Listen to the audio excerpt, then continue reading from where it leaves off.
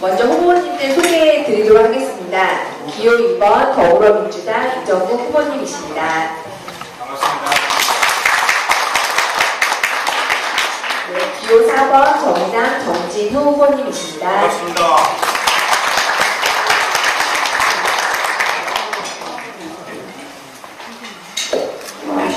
거듭 말씀드리지만 저희가 본격적인 이 선거 운동이 시작이 되어서 사실 이제 분초를 갖추면서 다니셔야 되는 이 후보님들께서 이렇게 귀한 시간을 내서 자리에 참석해 주셨습니다.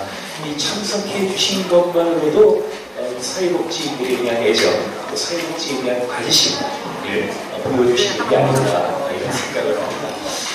그러면 지금부터 마지막 토론이기 때문에 후보님들의 다시 한번 이 사회복지에 대한 정책 공약을 듣고 토론을 이어가는 걸로 하겠습니다. 먼저 기호 2번 더불어민주당 이정국 후보님의 사회복지 정책 공약을 한번 듣도록 하겠습니다.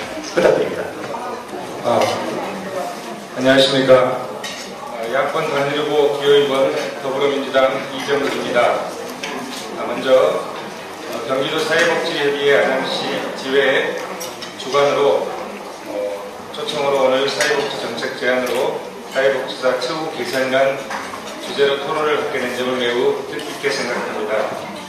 비록 우리 안양이라는 지역이 지역적인 토론이나 정부 정책을 개선하는 데 조그마한 도움이 되기를 바라는 마음에서 성실하게 토론에 임하겠습니다. 현재 우리 안양시 관내에는 약 230여 분의 사회복지사님들이 활동하고 계시를 알고 있습니다. 이 자리를 빌려서 어렵고 힘든 복지 현장 조건이나 열악한 근무 환경에서 맡은 바 소임을 다해주시는 여러분의 노고에 깊이 감사드리는 바입니다. 저는 여러분의 열정과 수고를 매일매일 피부로 직접 눈물겹게 느끼고 있습니다. 네 아이를 둔 아빠로서 제 둘째 딸 정화는 태어날 때부터 선천적으로 중증장애를 갖고 태어나 당시 주치의말로는 20살까지만 살 수 있다고 했으나 사회복지사인 여러분들의 도움으로 올해 28살까지 살고 있습니다. 이렇듯 사회복지사님들의 도움을 절실하게 겪고 있는 제가 국회의원이 당선되면 그간 제가 느끼고 꼭 이루고자 하는 사회복지 정책 공약을 몇 가지만 언급하고자 합니다. 첫째, 장애 위험별로 세분화해서 고용 지원 정책을 마련하고 그에 따른 맞춤 교육과 직업훈련을 시행할 수 있도록 노력하겠습니다. 둘째, 장애인을 우선 고용토록 의무 고용 대상 사업장을 확대하고 장애인을 위한 사회적 기업을 활성화할 수 있는 기반을 마련하도록 하겠습니다. 셋째, 중증 장애인 간병에 대한 사회적 책임을 강화하고 발달장애 아동과 중고령기 발달장애인에 대한 지원 사업을 확대 또는 강화하도록 최선을 다하겠습니다.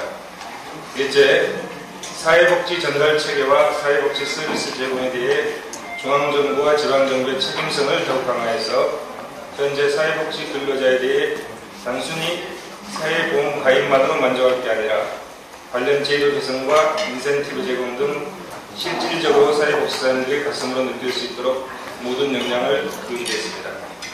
끝으로 사회복지 서비스 선택권도 중요하겠지만 사회복지 서비스 위탁제도 문제점을 개선하는 물론 사회복지 근로자인 아이 돌봄이 장기 요양보호사, 장애인 활동 보조인 여러분들이 매년 3월 30일 사회복지사의 날이 자랑스럽도록 사회복지사라는 직업의 자부심을 느낄 수 있도록 헌법 제34조의 가치인 모든 국민은 인간다운 생활할 권리와 여러분들의 행복 축복권을 위해 대전의 노고를 다할 것을 약속드립니다. 이상입니다. 감사합니다. 네, 고맙습니다. 후보님의 정책 발표였습니다. 다음은 기호 4번 정진호 후보님의 정책 발표를 듣도록 하겠습니다. 정진호입니다.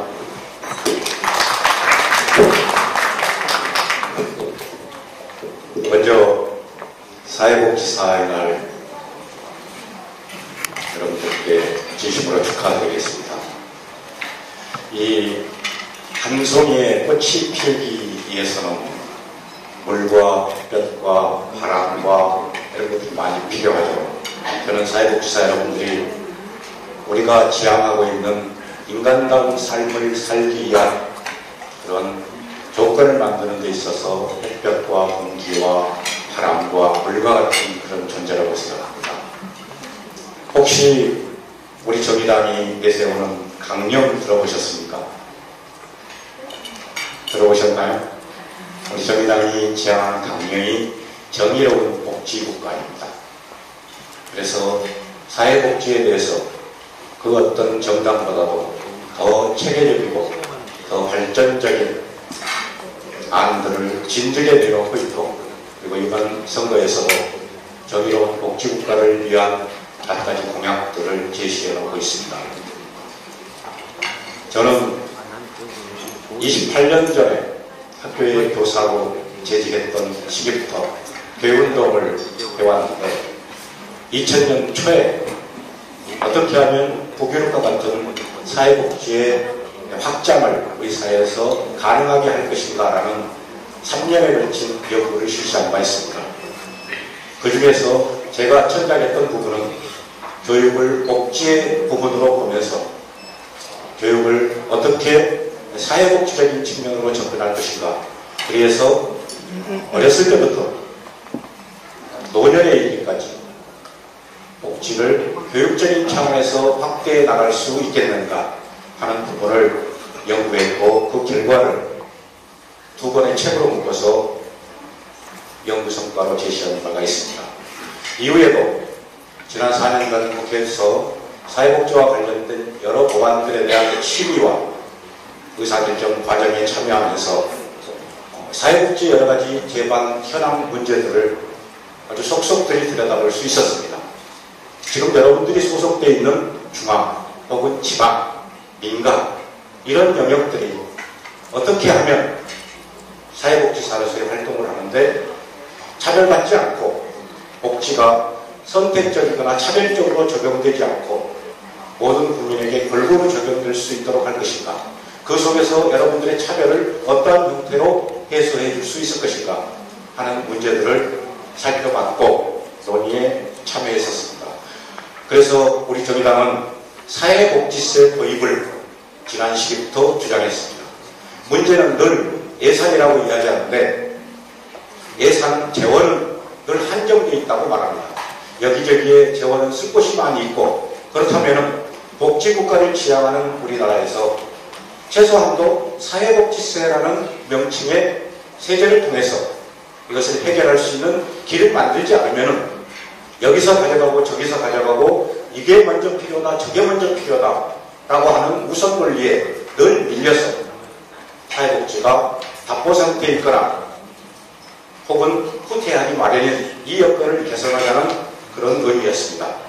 중심적인 내용들은 토론 과정에서 말씀드리기로 하겠지만 저희들은 이와 같은 사회복지세 도입을 통해서 우리의 사회가 최소한도 복지에 있어서는 차별이나 지역적 차별이나 대상에 대한 차별, 그리고 그것을 중간 역할을 하시는 여러분들, 한송이 꽃을 피우기 위해서 물과 바람과 공기와 같은 역할을 하시는 여러분들의 처우가 똑같이 개선될 수 있는 이런 여건을 만드는 것, 이것은 법을 통한 항구적인 그리고 안정적인 뒷받침이 있다. 저희들은 이렇게 보고 있습니다. 토론 과정에서 보다 상세한 말씀은 드리도록 하겠습니다. 네, 두 분의 발표 감사드립니다. 그런데 토론자가 제가 질문을 좀 드리는 순서를 갖도록 하겠습니다. 우리 더불어민주당의 이정국 후보님께 먼저 질문을 드리도록 하겠습니다. 지금 이제 안양시의 구체적인 종사자 수치까지 파악하고 계시고 또 내 아이의 다둥이 아빠로서 그런 아픈 손가락이 있으신 개인적인 소회를 얘기하시면서 법률적 근거를 바탕으로 이 사회복지사의 어떤 처우들을 위한 실효적인 조치들을 좀 하시겠다라는 부분인데 구체적으로 어떤 부분들을 좀 콕 집어서 얘기한다면 어떤 부분을 더 좀 현실적으로 좀 추진을 하실 계획이십니까? 제가 이제 구체적인 거는 잘 모르지만 많이 배우러 왔거든요. 그래서 이렇게 생각합니다. 롤즈라는 그 학자가 얘기하기를 우리 사회의 가장 낮은 계층이 가장 높은 만족을 이룰 수 있도록 사회가 이루어져야만 행복한 사회가 된다고 얘기했습니다.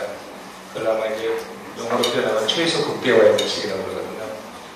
그러면 두 가지 방안이 있다고 생각합니다. 그걸 시행하기 위해서는 일단 복지 정책이 제대로 수립이 돼야 되고 그 복지 정책을 시행하는 우리 사회복지사님들의 처우나 이런 부분이 제대로 잡혀 있어야만이 이루어질 수 있다고 생각합니다. 그래서 복지사의 처우가 지위라든지 처우가 개선되어야만이 사회복지의 질이 올라가고 그에 따라서 노을지각에게는 만족도가 더 올라간다고 생각됩니다. 그런 의미에서는 제가 내용은 잘 모르지만 제가 국회에 된다면 그런 부분을 잘 파악해서 사회복지사의 지위나 처우를 개선할 수 있도록 적극적으로 노력하도록 하겠습니다. 네, 고맙습니다. 우리 정의당의 정진호 후보님께서는 이 당령을 얘기해서 정의로운 사회복지, 정의로운 복지국가를 지향하는 당령을 얘기하시면서 교육과 복지를 하나의 카테고리로 묶어서 이것을 가겠다고 말씀하시는데 현실적으로 지금 교사의 그 처우와 사회복지 종사하는 종사자의 처우가 상당한 격차를 갖고 있습니다. 이로 인해서 아까 개선 문제를 발표하시면서 이 차별 문제를 좀 해결하겠다, 이 불평등 문제를 좀 해소하겠다 하셨는데 그렇다면은 만약에 국회에 입성하신다면 정말 이러한 부분에 대한 어떤 현실적인 그런 조치, 노력들은 어떤 것들이 되겠습니까? 예, 그 차별에 있어서는 여러분들이 너무 가슴 깊이 느끼고 계실 거라고 생각합니다. 저희들이 일단 이 종합부동산세나 상속세, 증여세 등에 별도의 세금을 물려서 사회복지세를 20조 원을 사회복지세 재원으로 마련하자고 한 것입니다. 그것을 통해서 일정하게 사회복지와 관련된 활동하시는 처우 개선뿐만 아니라 시설이라든가 이런 여건들을 개선해 나가려는 것이고, 두 번째는 지금 이 중앙정부와 지자체가 매칭하는 사회복지 비용들, 이런 부분들은 최소한도 5대 사회복지 사업에 있어서는 중앙정부가 책임있게 진행할 수 있도록 해야 된다. 그래야지만이 여러분들의 차별의 문제도 시정되고 해소될 수 있다, 이렇게 생각하고요. 세 번째, 학교에서는 이런 불평등이 존재하지 않습니다. 그런 것을 근원적으로 꼭 해결할 수 있는 길은 사회복지에 대한, 사회복지사 퇴에 대한 일반적인 이 법령을 만들고 그에 따라서 시행하도록 하는 것이라고 여깁니다. 네, 지금 이제 복지세 신설을 말씀을 하셨는데, 결국 이제 증세에 관한 문제이겠습니다. 사실 이 증세는 이제 국민들한테 상당히 예민한 부분이고, 사실 국민적인 합의가 뒤따라야 되는 문제인데요. 박근혜 정부 때도 사실은 증세가 없다 해놓고서 담배세를 올리고, 그래서 결국 서민의 부담만 가중되는 그런 결과를 초래한 상황인데요. 만약에 이 사회복지세를 도입한다 그러면 어떤 항목에서 이 사회복지세를 도입을 하시는지 한번 요 사례를 잡고 말씀해 주시죠. 증세 없는 복지는 허구다라는 것을 여당 원내대표가 이야기해서 한번 아수라장이 된 적이 있었죠. 저희들은 법인세, 저는 기업이 열심히 노력해서 돈을 버는 것은 존중돼야 된다고 생각합니다. 그러나 필요 이상 그것을 사회적으로 재투자하지 않고 그대로 재벌의 곳간에 쌓아놓는 형태는 반드시 재벌의 존중을 위해서도 시정돼야 된다고 생각하기 때문에 법인세나 종합부동산세, 그리고 상속세, 증여세, 그 다음에 고소득자의 소득, 이 5군데에서 재원을 마련하기 위한 이 사회복지세 도입을 주장하고 있습니다. 네. 우리 더불어민주당의 이정국 후보님께서, 이게 물론 정당의 어떤 정책에 우선하겠지만 후보님 개인적으로 이런 증세에 대해서 어떻게 견해를 갖고 계신지. 네, 저도 그 증세에 대해서는 이미 4년 전에 출마할 때도 제가 사회복지세를 신설해야 된다고 공약을 했었습니다. 그 부분에는 지금도 변함이 없고요. 이 사회복지 재원을 마련하는 데 있어서 세금의 어떤 전략을 통해서도 이렇게 마련할 수 있겠지만, 근본적으로는 세수 확보를 통해서, 세수 증대를 통해서 마련해야 된다고 생각이 되거든요. 저도 정진 후보님처럼 이미 4년 전에 사회복지세 신설을 통해서 복지세의 재원을 마련한다는 것을 공약을 발표드리겠습니다. 네, 증세에서는 그런 것이고요. 지금 후보님께 다시 제가 묻습니다. 최근에 그 아동 학대와 관련해서 온 국민이 경악해하는 이 사건들이 연달아 발생을 했죠. 이 아이들의 어떤 올바른 성장을 위해서 지역사회 역할이 분명히 존재합니다. 이제 만약에 국회에 입성하시면 지역사회의 이 아동을 위한 안전망들을 어떻게 갖고 가실지 그 생각을 좀 듣고 싶습니다. 네. 제가 이제 지역사회 활동하는 것 중에 한국 청소년운동연합 안양지회장을 맡고 활동하는 분야가 있습니다. 이게 이제 청소년들의 어떤 올바른 성장을 위해서 청소년 문화를 올바르게 이루는 그런 활동을 하는 단체입니다. 그래서 저희가 했던 사업들을 보면 지역 아동센터를 방문해서 이렇게 돕는 그런 활동이 있고, 그다음에 그 청소년 비행을 예방하는 학부모 세미나라든지 또는 청소년들의 국가관을 확립하기 위해서 독도 탐방 행사를 실시하고, 그다음에 백두산을 탐방한다든지 이런 행사를 저희가 오랫동안 해왔습니다. 어떤 청소년들의 역사문화 탐방, 그다음에 그런 활동들을 앞으로도 저희가 그 활동을 더 저희뿐만이 아니라 많은 단체들이 해나갈 수 있도록 지원하도록 하겠습니다. 네. 우리 그 정진호 전 후보님께는 이런 질문을 좀 던지고 싶습니다. 우리 한국 사회의 가장 잠재적 위험 요소가 바로 이 불평등 해소에 놓여져 있다고 생각이 되어집니다. 왜 불평해졌는가? 또 한국 형식에 기초한 이 불평등 해소 방안, 이런 것들이 계속해서 얘기가 되고 있는데, 후보님께서 만약에 국회에 입성하시면 이런 한국 사회의 가장 큰 위협 요인인 이 불평등 해소를 위한 어떤 보관 있으시면 한번 좀 말씀해 주시죠. 우리 사회 불평등 요인들은 단 하나죠. 공정한 경쟁, 그리고 이 기회의 균등한 보장이 이루어지지 않는다는 것입니다. 처음 시작부터 기울어진 운동장에서 경쟁을 하도록 만드는 것이죠. 사회복지 예산이 투여되는 것을 보면은 같은 자치단체라도 어떤 지역에는 더 많이 되고 어떤 지역에는 적게 돼서 이루는 불균형들을 여러분들이 보시게 될 것입니다. 저는 그것이 바로 다 현상, 여러분들이 느끼실 수 있는 가장 중요한 현상이라고 생각합니다. 오히려 열악한 지역에 더 많은 예산을 투여하고 더 많은 관심을 가지는 것, 사회복지사 여러분들에게도 열악하다면 우리 사회복지사들의 처우에 대해서 더 많은 관심을 가지는 것, 저는 이것이 이런 이 행정과 혹은 법률에 있어서 기본 전제가 우선적으로 불평등 문제를 해소할 수 있는 중요한 요소라고 생각합니다. 어떤 뭐 기회의 평등이냐, 결과의 평등이냐, 뭐 이런 얘기가 있습니다만, 궁극적으로는 결과적 평등이 필요하다는 그런 의견을 듣겠습니다. 지금 이제 두 후보님이 이제 남은 기간 선전을 하실 텐데, 이 국회 상황을 보면 국민들이 참으로 개탄에 맞지 않습니다. 이런 반목과 불신, 배신의 정치로 있어서 우리 국민들이 참 우려하고 있고 이번 선거에 대한 관심이 높습니다. 두 후보께서 혹시 이제 국회에 입성하시면 정말 이런 어떤 불신의 정치, 어떤 그 갈등 구조들을 어떻게 좀 풀어가실지 한번 개인의 좀 의견을 좀 듣고 싶습니다. 먼저 우리 정의당의 정진호 후보님께서 좀 말씀해 주시죠. 저는 정치인에게 있어서 가장 필요한 덕목은 신뢰라고 생각합니다. 잘못 배운 정치로 신뢰를 잃어버리고 국민들에게 계속해서 정치 불신을 야기시키는 행위는 정치의 발전뿐만 아니라 국민 생활의 변화와 발전에도 전혀 도움이 되지 않는다, 이렇게 생각합니다. 약속을 지킬 수 있는 정치, 조그마한 실천이라도 국민들과 함께 할 수 있는 정치, 이런 정치인이 돼야 되고, 이런 정치 문화, 이런 국회를 만드는 데 있어서 지난 4년간 제 나름대로 열심히 노력했고, 다시 국회의원이 돼서 활동하게 된다면 그런 방향으로 늘 함께 모색하고 함께 대화해서 조정해 나가는 그런 것들이 국회의 역할이지 않을까 생각합니다.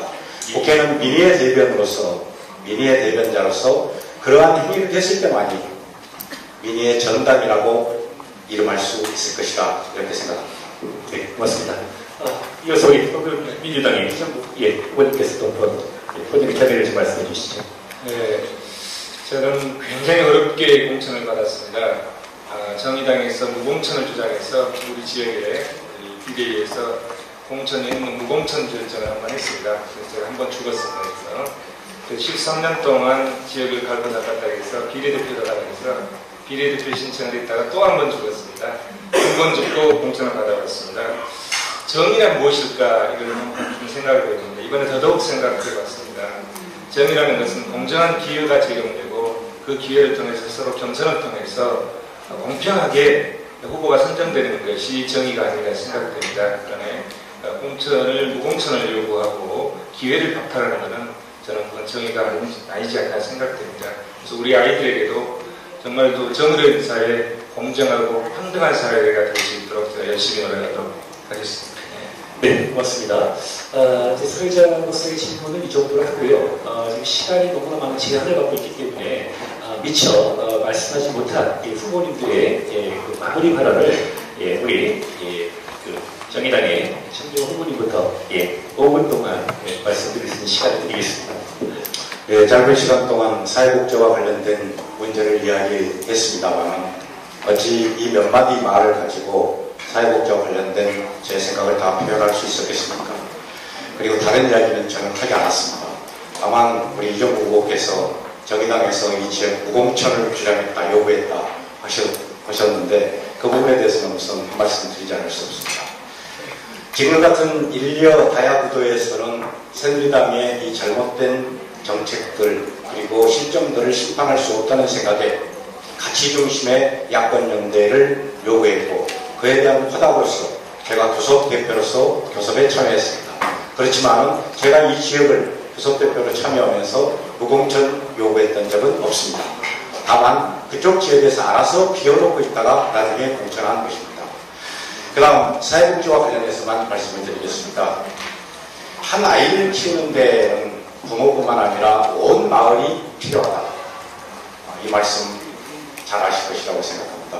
그런데 우리나라의 현재 이 복지와 관련된 제반 부서와 정책들을 살펴보십시오. 교육부에서 방과후 학교, 그리고 보건복지부에서 지역아동센터, 여성가족부에서 아이돌봄 사업. 칸막이가 딱딱 적혀있다 보니까 공무원들은 자기 칸막이를 넘어서 일체의 사고를 하지 않으려고 합니다. 저는 이것을 조정해야 되고 그랬을 때만이 사회복지와 관련된 일관된 체계, 저는 부서의 통폐합을 요구하는 것은 아닙니다. 최소한 또 해당 부서를 사회부총리가 있기 때문에 사회부총리 소속에 넣어서 지도 감독을 하게 한달지 아니면 총리실에 둔달지 해서 이 체계를 넘나들 수 있도록 해야 됩니다. 그래야지 협업이 이루어지고 그 협업 속에서 저는 올바른 사회복지 정착이 이루어질 수 있을 것이라고 그렇게 생각합니다.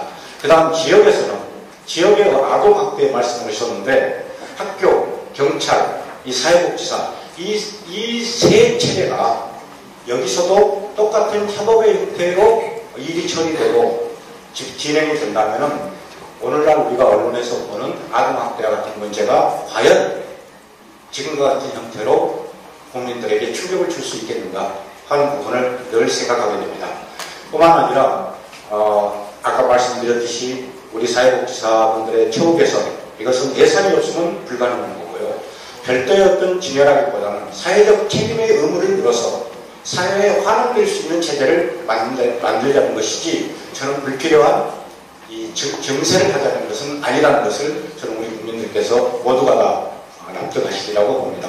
또한 이 사업장, 사업 공간 이 부분에 있어서 이 국가 시설물이나 자원에 대한 무상이 있는데 이런 것들도 좀 계속 열어나가야 됩니다. 다행히 2015년에 이 목포의 노들공원 주차장을 그런 형태로 임대한 사례가 있기 때문에 사회복지와 관련된 제반 시설들도 국가 자원에 대한 무상 임대 등의 과정들을 더 넓혀서 우리의 사회복지 사업이 지역에 튼튼히 뿌리내릴 수 있도록 하는 여건을 만드는 것 또한 매우 중요한 일이라고 생각합니다. 한정된 재원 속에서 어떻게 하면 국가 자원을 최대한 활용해서 복지에 사용될 수 있도록 할 것인가 하는 것은 저는 의지의 문제라고 여기고 있습니다.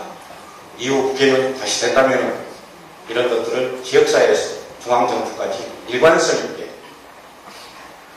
재편되고 그리고 추진될 수 있도록 모든 노력을 다하겠습니다. 감사합니다. 네, 고맙습니다. 서울시장님 이정도 후보님께서도 말씀을. 예, 제가 서울에 가서 버스를 타보면 버스가 굉장히 쾌적하더라고요.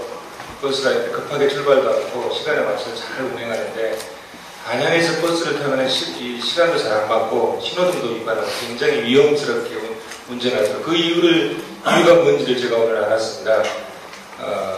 버스 옆에를 가보니까 서울은 버스 공영제를 실시하기 때문에 8시간 근무하고 쉬는 3교대에 운행을 하고 있더라고요. 근데 안양은 24시간 근무하고 24시간 쉬는 그런 형태의 버스를 운영하고 있습니다. 이건 뭐냐면 시민들이 안전한 버스의 서비스의 혜택을 받기 위해서는 버스 기사들이 정말로 제대로 운전을 하고 제대로 근무를 해야만이 안전한 서비스를 받는다고 생각됩니다. 그에 비해서 제가 서울의 버스 공영제를 경기도에도 확대 적용을 해야 된다고 제가 강력하게 주장을 하고자 했습니다. 마찬가지로 생각됩니다. 아까 제가 말씀드렸듯이 롤즈가 얘기한 사회 극대화 원칙은 우리 사회의 가장 낮은 계층이 가장 높은 만족을 가질 수 있도록 복지정책이 이루어져야만이 그것이 복지국가로 저는 생각합니다. 거기에 위해서는 아까 말씀드렸듯이 복지정책도 있지만 그것을 시행하고 있는 현장에서 시행하고 있는 사회복지사들이 어떤 역할을 하느냐에 따라서 복지의 질이 틀려지고 그 복지를 받는 서비스에 받는 사람들의 그 서비스의 만족이 틀려진다고 생각됩니다. 그래서 그 사회복지사들도 2교도에 하고 있는 것을 3교도로 바꿔야 되고 그에 따른 처우가 개선됨으로 인해서 복지 질이 향상되고 우리 그 만족이 이루어지는 그런 방향으로 저희들이 적극적으로 노력하고 대변할 생각입니다. 영청해 주셔서 감사합니다. 고맙습니다. 네, 고맙습니다. 저는 시킬 겸 플로에서 지금 이 두 후보님의 여러 가지 정책 공약과 또 앞으로의 포부를 들으셨는데 추가적인 좀 궁금하신 사항이 있으신 분은 지금 손을 들어 저쪽에 계시네요. 마이크 좀 네, 안녕하세요. 저는 지원센터에서 왔는데 지금 후보님 말씀을 들어보니까 사실 비슷한 부분도 많고 비슷한 부분이 많이 느껴져서 그러니까 두 분이 혹시 두 후보님이 단일화의 가능성은 없는지 아니면 단일화가 안 된다면 내가 꼭 국회의원이 되어야 되는 정말 딱 한 가지라는 국회의원이 되면 이 부분을 반드시 하겠다라고 하는 게 특색 지어진 게 뭔지 좀 궁금합니다. 네, 후보 단일화의 의향과 내가 꼭 되어야 되는 이유, 이거를 지금 말씀하셨습니다. 자, 그러면 우리 정의당의 먼저 치가요? 네, 우리 더불어민주당의 이정국 후보님, 부탁드립니다. 제가 정치를 하게 된 이유는 크게 보면 두 가지입니다. 하나는 제가 1984년도에 국립세무대학을 졸업했습니다. 이거는 이제 국가의 재정의 수입 측면을 다뤘습니다. 그때 이제 세무대학이 지금 폐교되었는데요. 재정의 지출 측면까지 다루기 위해서 세무대학을 4년제로 개편하고자 노력했지만 결국은 세무대학이 폐교되었습니다. 만약에 그때 우리가 재정 지출까지 다루는 세무대학을 확대 개편했다면 지금 약 5,500조에 이르는 우리나라가 국민들이 안고 있는 부채의 문제가 발생하지 않았을 수도 있고 만약에 발생했다 하더라도 그에 대한 해결책을 빨리 찾지 않았는가 하는 그런 생각입니다. 그래서 저는 국민의 세금으로 국가 학교를 다녔기 때문에 그 국민의 빚진 것을 갚기 위해서 국가 부채 해결을 저는 첫 번째 목표로 두고 정책 참여를 했고요. 두 번째는 아까 잠깐 말씀드렸듯이 저희 둘째가 20년 산다고 했지만 지금 28년을 잘 살고 있습니다. 우리 둘째 같은 보지도 못하고 눈을 떴지만 보지도 못하고 그다음에 앉지도 못하고 서지도 못하는 그런 중증 장애인들이 우리 사회에 함께 더불어 살아가는 그런 사회를 만드는 게 그래야만이 장애를 가진 부모로서 눈을 감게 된다 생각돼서 정치를 참여하게 됐습니다. 열심히 하겠습니다. 감사합니다. 후보 단일화의 신분은 피해가시는군요. 네, 정의당의 전진우 후보님께서 말씀해 주시죠. 말씀드리지 않은 것을 제가 먼저 말씀드리겠습니다. 저희들은 이 총선 승리를 통해서 파탄난 민생, 실패한 경제, 그리고 후퇴한 민주주의 이것을 되살릴 수 있다고 봤습니다. 그렇기 때문에 야권 단일화를 가치 중심으로 각 당이 경쟁적으로 성장하되 공통의 분모를 묶어서 가치 중심으로 합치고 그것을 통해서 총선의 승리를 이루어서 이후 대선으로 가자. 그랬을 때만이 우리 사회 정책을 변화시킬 수 있고 지금과 같은 퇴보를 막을 수 있다. 이렇게 생각해 왔습니다. 제가 직접 협상 대표로 참여했습니다만은 결국은 마지막에 협상을 파기한 것은 더불어민주당이었습니다. 저는 더불어민주당이 지금 총선에서 엄청난 자신감을 가지고 있든지 아니면 실패를 각오했든지 두 개 중에 하나라고 생각합니다. 그런 점에서 저는 정말로 이 사회의 변화된 정책을 원하고 있다면 더불어민주당 중앙당에서 먼저 야권 연대에 대한 전향적인 입장을 밝혀야만이 가능하지 않을까 생각합니다. 네, 시간이 됐습니다. 혹시 또 다른 질문이 있으시면 없으신가요? 갑자기 또 분위기가 무거워졌습니다. 야권 뭐 이런 것 따지면 야권 단위가 참 아주 어려운 일입니다. 아무쪼록 이 짧은 시간이지만 후보님의 얘기를 듣다 보니까 정말 열의도 느껴지고요, 진심도 느껴지는 사회적으로서 그런 느낌을 받았는데요. 알겠습니다.